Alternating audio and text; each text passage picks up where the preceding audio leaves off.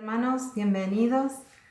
A los que recién se suman y nos están conociendo, les contamos que somos de la Iglesia Bautista de Villa Giardino. Muchas bendiciones. Un abrazo enorme y cariños para todos los hermanos del templo, que hace mucho que no nos vemos y que nos reunimos mediante este lugar. Gracias al Señor que tenemos este medio para poder congregarnos. Les quería compartir una palabra. Está en la primera de Juan, capítulo 5, versículos 19 y 20. Sabemos que somos de Dios y el mundo entero está bajo el maligno, pero sabemos que el Hijo de Dios ha venido y nos ha dado entendimiento para conocer al que es verdadero, y estamos en el verdadero, en su Hijo Jesucristo. Este es el verdadero Dios y la vida eterna. Amén. Los invito a que nos pongamos en oración, una breve oración. Señor Jesús, Padre, gracias por encontrarnos en este momento mediante este medio. Gracias por poder tenerte a vos en nuestras vidas, por tener tu guía, por poder confiar en estos momentos, sobre todo tan llenos de incertidumbre y de enfermedad, ponernos en tus manos y tenerte a vos, Señor, como protector. Gracias, Señor, porque pase lo que pase, sabemos cuál es nuestro fin y a dónde vamos, que tenemos la vida eterna asegurada a tu lado. Gracias, Señor. En el nombre de Jesús. Amén. Espero que disfruten este momento, que sea para estar en comunión con el Señor, para conocerlo más, y que este momento esté dedicado a Él. Te alabamos, Señor, te glorificamos, porque sos el único poderoso y nuestro Papa. Amén.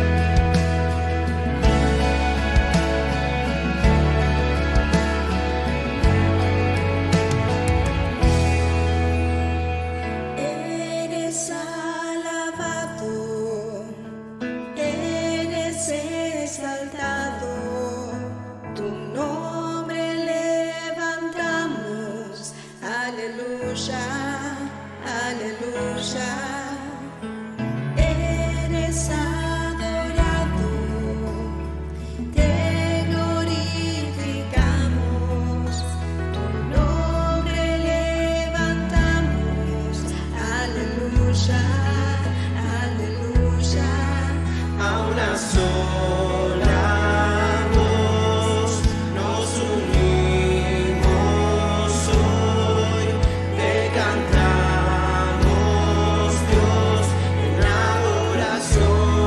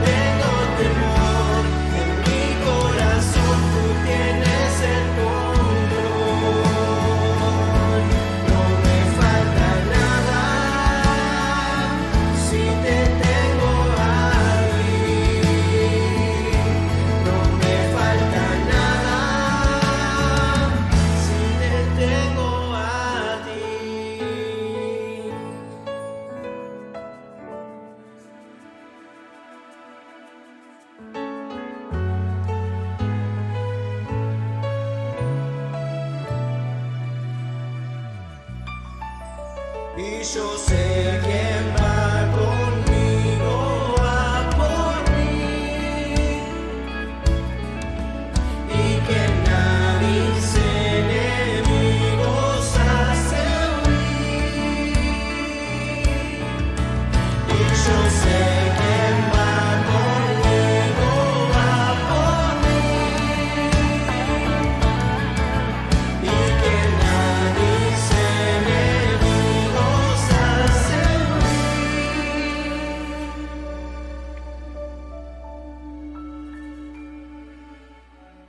Dios imparable, Dios de imposibles, inigualable, eres invencible. Dios imparable, Dios de imposibles, inigualable, eres invencible.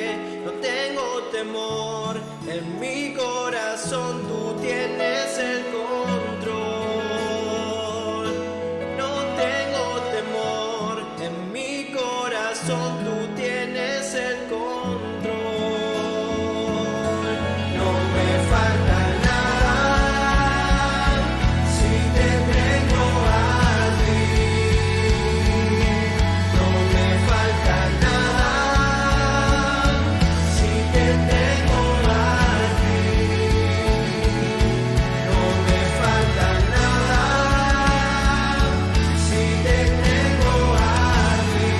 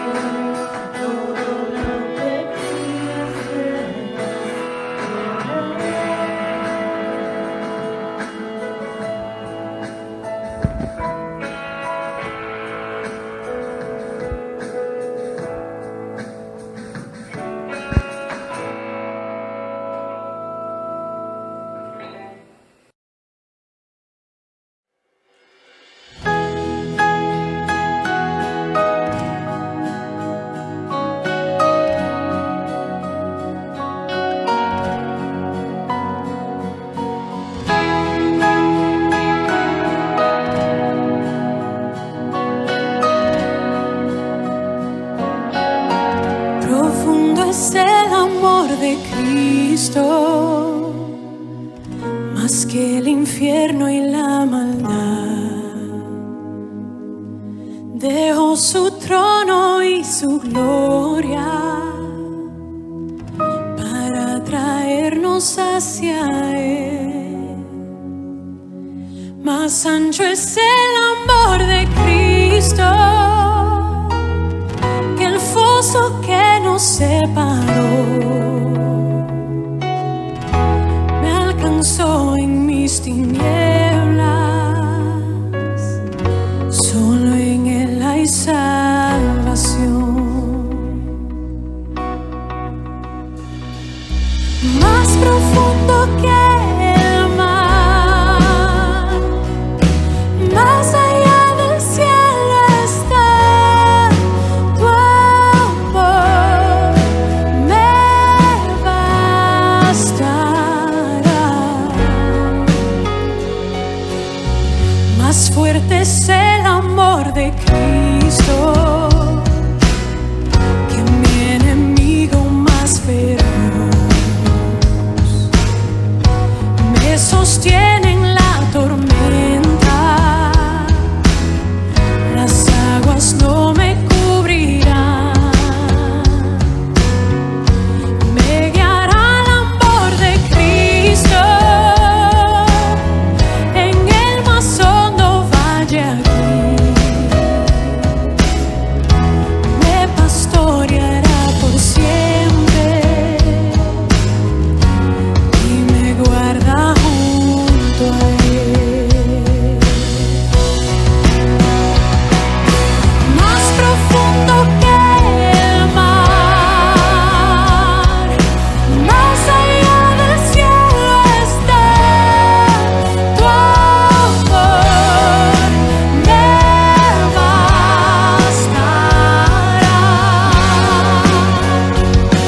Más fuerte que la tempestad, venció el pecado y la maldad. Tu amor me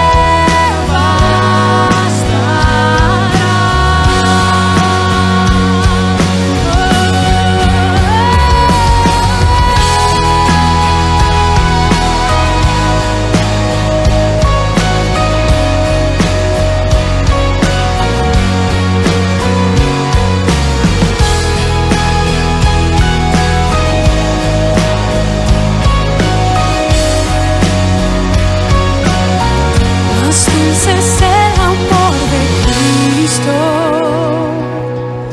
mientras más cerca estoy del fin. Disfrutaré su amor por siempre, ante su trono estaré. Me llenará el amor de Cristo al su rostro contemplar. Yo le amaré por siempre, su alabanza cantaré, su alabanza cantaré, su alabanza cantaré.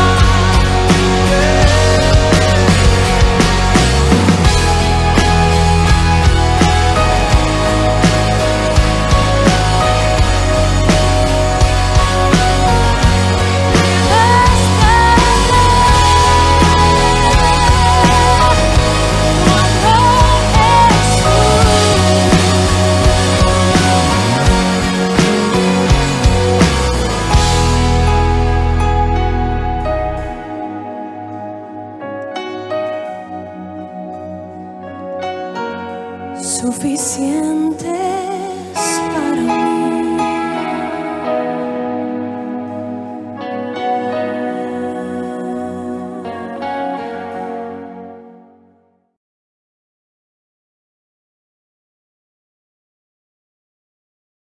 Semilla poderosa, ese es Cristo en mí.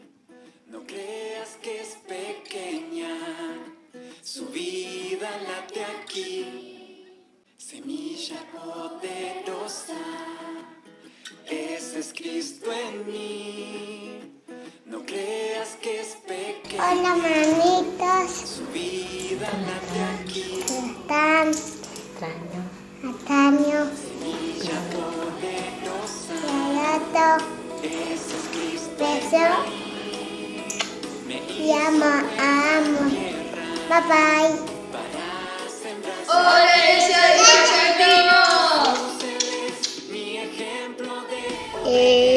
Hola, señor. Acá me gusta estar allá en la iglesia, que aprendo de Dios y me gusta compartir con amigos y juego con amigos ahí y hay juguetes y me gusta estar abajo porque hay juguetes y arriba me gusta. Chao. Te podemos salir de su casa del coronavirus. Hola Ana, hola Pastorete. Estamos acá en casa cuidándonos. Un beso, los queremos y extrañamos, nos vemos muy pronto. Chao. Hola, soy Valentina y les mando un saludo y gracias por enseñarme. Estoy jugando en la rayuela. Chao, besos, los quiero. Hola, hermanos de la iglesia. Espero que la cuarentena se pase para que nos volvamos a encontrar. Un beso.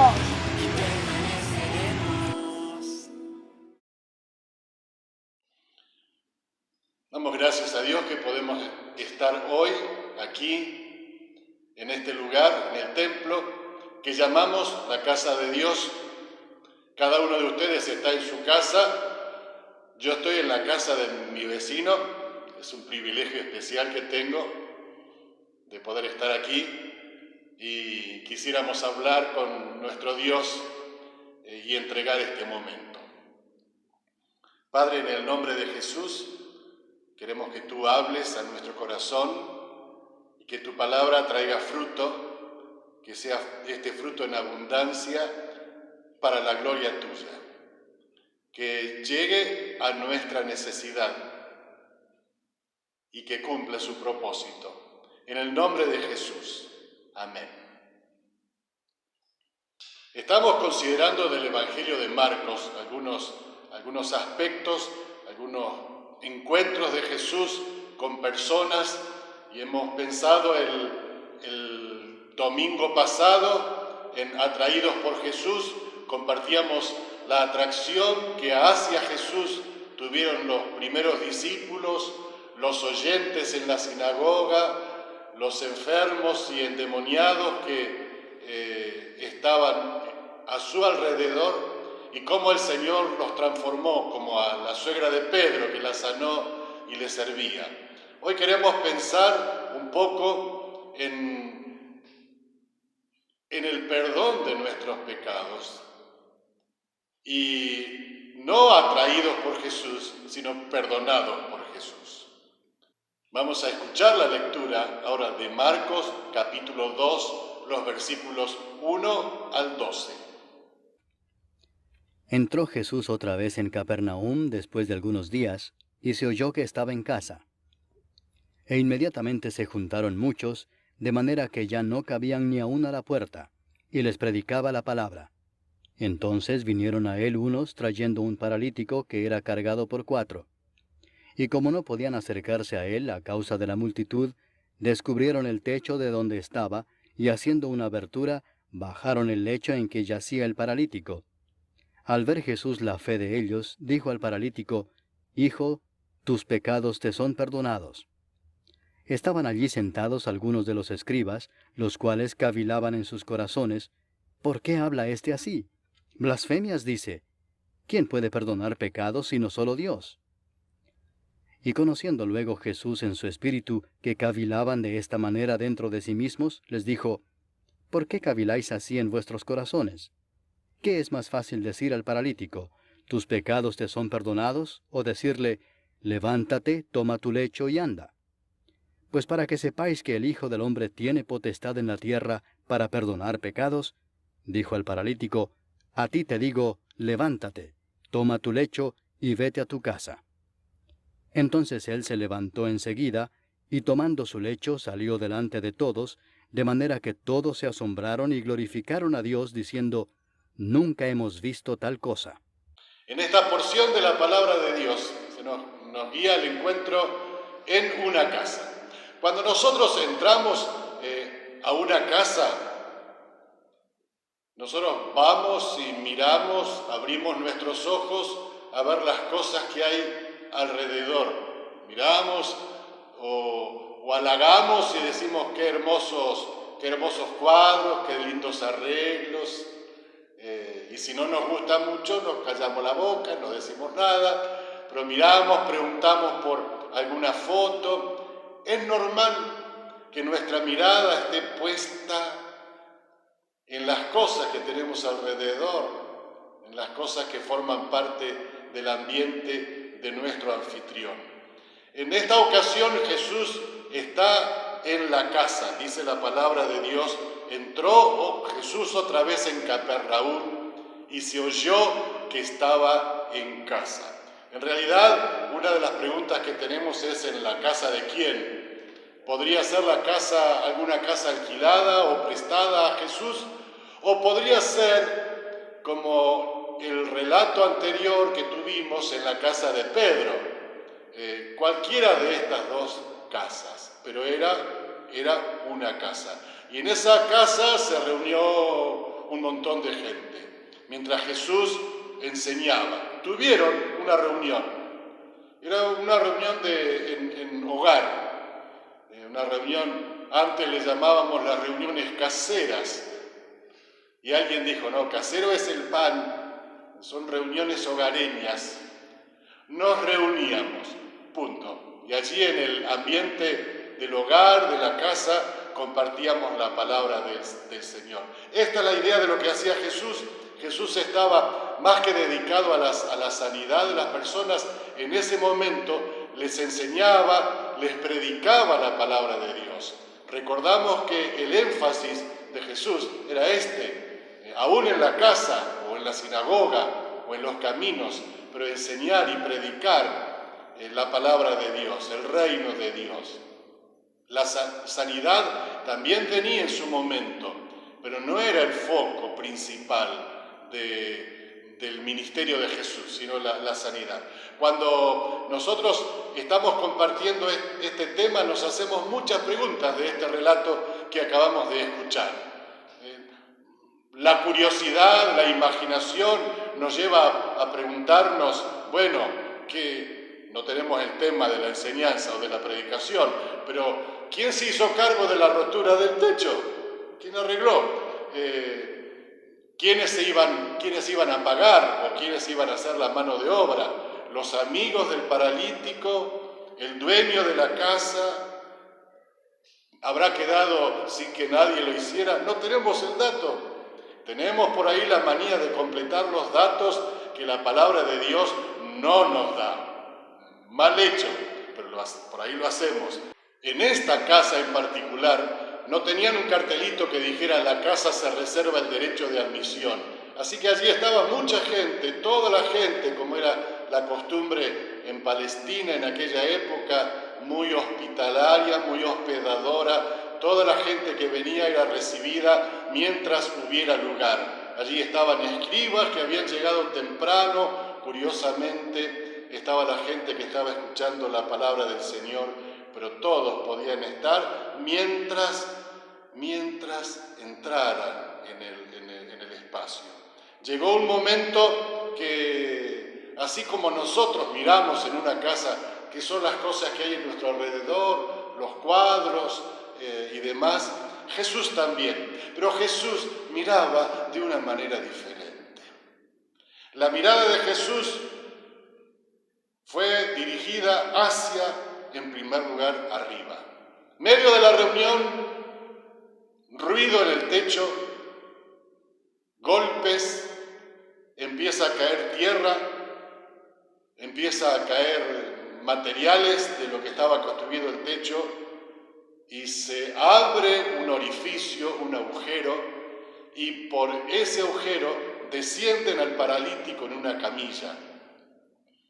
Y la primera mirada de Jesús, de las tres que queremos compartir, es una mirada hacia arriba, no en este momento hacia el cielo. Jesús habrá mirado muchas veces el cielo. Ahora tenía entre el interior de la habitación, de la casa, hasta el cielo, tenía un hueco en el techo. Y me imagino como alguna vez algunos de nuestros nietos han estado en el tobogán, ese que es como un tubo, y asoman la cabeza por arriba, y quién no le ha sacado una foto. Allí están los 4 amigos del paralítico que están mirando desde el techo en una posición privilegiada al amigo que han descendido y el ámbito de la reunión, allí arriba. Eso es lo primero que Jesús miró. Y dice el relato de las Escrituras en Marcos capítulo 2, versículo 5, al ver Jesús la fe de ellos, al ver Jesús la fe de ellos, de personas que no solamente oraban por un amigo, sino que se movieron, y capaz que se movían orando también, pero lo trajeron. Jesús ve en ellos, en aquellos que se asomaban por el techo, Él ve amor por su amigo, Él ve un compromiso por la vida de este amigo, Él ve en todo ese trabajo un trabajo de cooperación, de persistencia, de vencer obstáculos hasta lograr el objetivo propuesto. Esto ve Jesús. Y todo lo resume con la palabra fe, porque la fe se traduce en obras que llegan a la vista de Jesús. Este es Jesús. Es lo primero que miró Jesús. No miró adornos, no miró a otra cosa, miró hacia arriba, vio a los amigos que habían descendido al paralítico y vio la fe de ellos. Quiera el Señor mirar nuestras vidas y poder encontrar fe también, y actividades que desarrollen el logro, la concreción de esa fe. Segundo lugar, la segunda mirada de Jesús. La primera es hacia arriba. La segunda mirada de Jesús es una mirada hacia abajo, porque allí tieso, sin poder moverse, vaya a saber cuánto tiempo que estaba así, está el paralítico, postrado en su lecho. Era toda una foto. Creo que Jesús, una de las primeras cosas que habrá mirado al mirar al paralítico, habrá sido ver sus ojos. Y a través de esas ventanas del alma poder ver en el interior. Jesús quizás vio más de lo que nosotros suponemos. Alguien dijo, bueno, Él era omnisciente. Sí, pero Él había resignado el uso independiente de los atributos divinos en su encarnación. O sea que Jesús, cuando mira a este hombre que está postrado allí, o lo ve en su profunda necesidad y comprende la necesidad por la dependencia en el Padre, o la dependencia de Jesús del Padre, y el Padre le dice, o Jesús ve, como es su costumbre, su experiencia también, conociendo al ser humano, y nota en el lenguaje de los ojos de este hombre allí en la habitación, nota la necesidad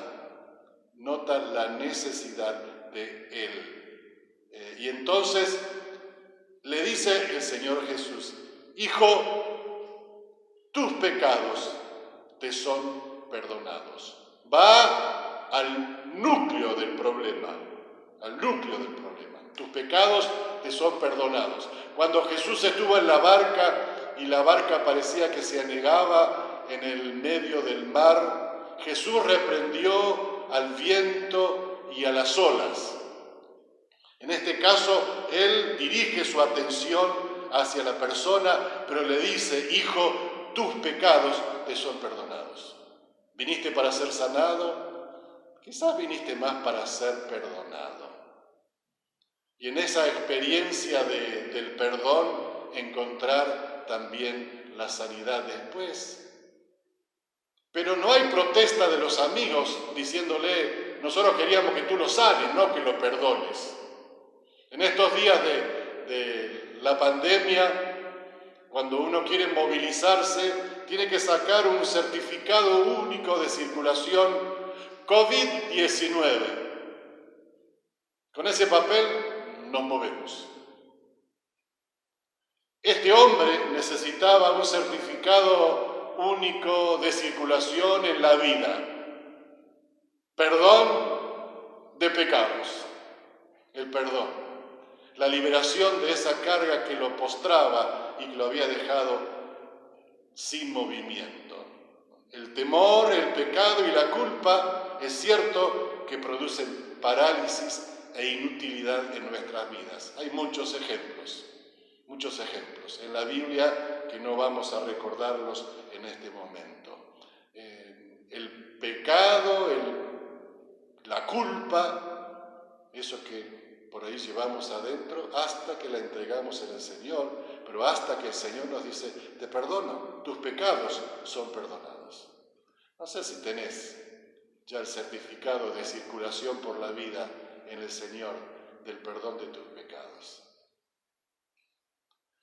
Los escribas dijeron: bueno, él está blasfemando porque solamente es Dios el que puede perdonar los pecados. Sin embargo, un capítulo después, en Marcos también, cuando se discute con los escribas, cuando ellos le dicen que Jesús echaba fuera los demonios en el nombre de Satanás por Belcebú, Jesús le dice: no, eso no es posible, porque una casa dividida contra sí misma no permanece. Yo, si echo los demonios, los echo con la autoridad del Padre. No lo ha hecho con la autoridad de Satanás. Satanás no se divide. Pero esta acusación le lleva a decir a Jesús: cualquier blasfemia le será perdonado a los hombres. Todo pecado será perdonado, salvo el pecado, salvo la blasfemia contra el Espíritu Santo. Este sí que no tiene perdón. Y entonces el Señor Jesús dice: ellos habían dicho acerca de Jesús: tienen un espíritu inmundo. Rechazaban el mensaje de salvación, rechazaban el mensaje de Dios. Todos los pecados son perdonados. Y si por allí hay alguna duda en nuestra vida, para poder movernos necesitamos tener la certeza de que todos nuestros pecados han sido perdonados.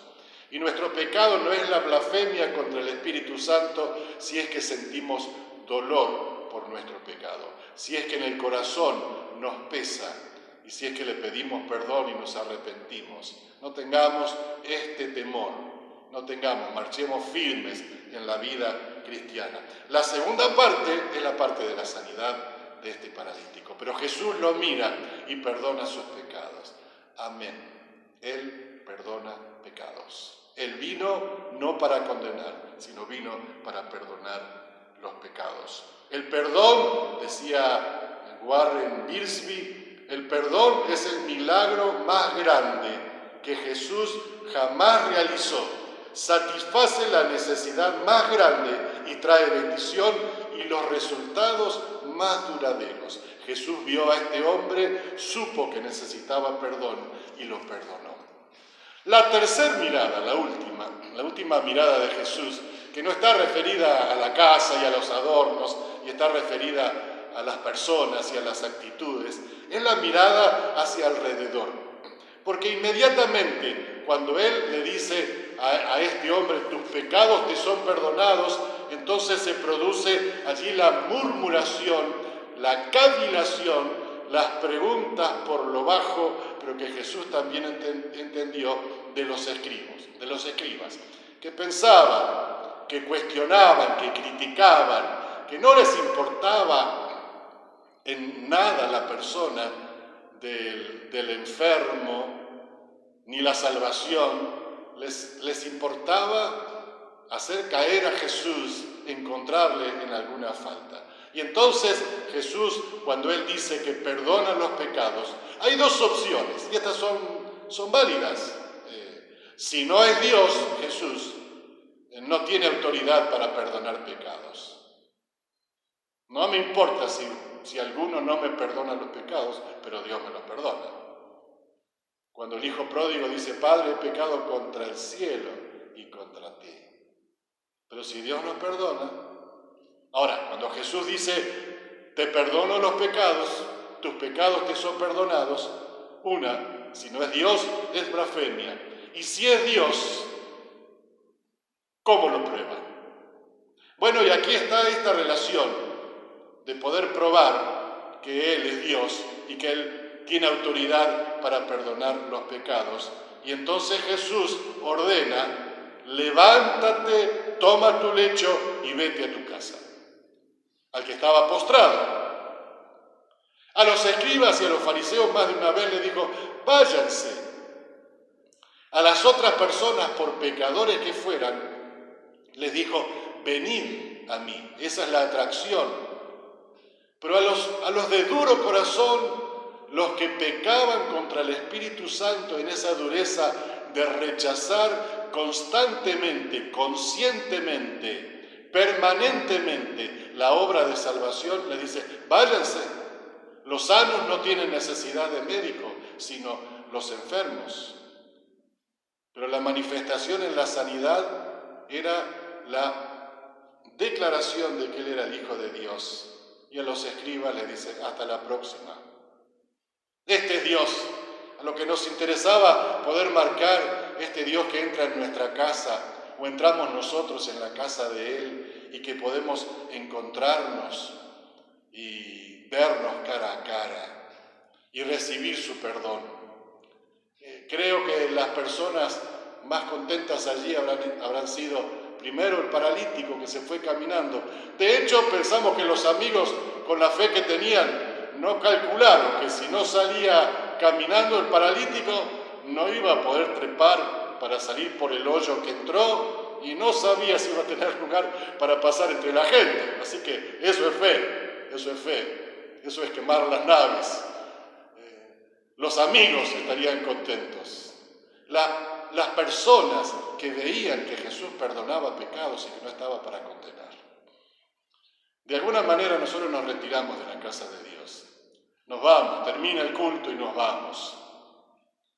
En algunos de los cultos algunos se duermen. No sé si es el caso de ustedes allí. No lo puedo ver.